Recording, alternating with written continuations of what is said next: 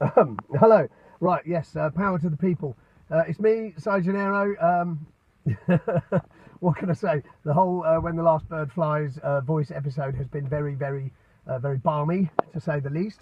The first thing I want to do is say thank you to all of you for the amazing amount of positivity that you've been sending me, all the comments on YouTube and Facebook and, in the Twitter sphere.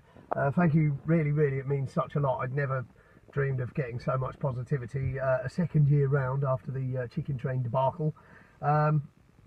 So thank you so much. So a little bit about being on The Voice.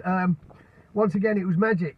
What can I say? I think if you do something like the X Factor, I get the impression, I don't know for sure, but I get the impression, having been through a little part of the process, that it's a lot more hard and fast and maybe a little colder. Whereas the things on the BBC, like The Voice, tend to have more of a nurturing aspect. And I can say that once again, it's been a beautiful experience from start to finish.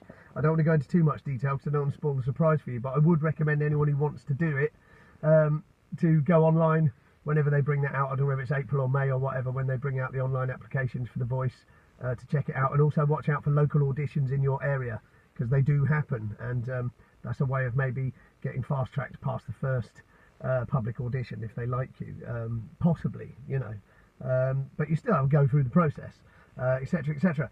So do bear that in mind. Also, the losing my voice thing, which I promised I'd talk about. Yeah, so many people have asked me in the comments and stuff whether it was to do with nerves. I can honestly say no, it wasn't.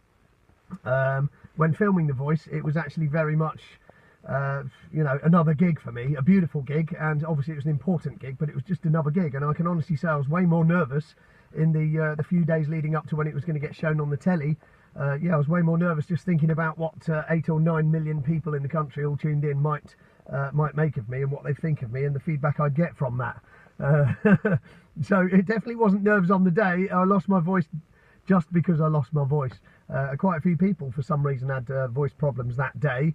And it was just one of those things. But honestly, if you're a singer, you know what this is like. You just have to deal with it with good humour. I think I still managed to demonstrate my abilities as a singer somewhat, and I'm so glad that you enjoyed When the Last Bird Flies as well. That means such a lot to me. If you want to carry on sharing the video for me, I would be mega grateful, just because I just believe in the song. I think it's a lovely song.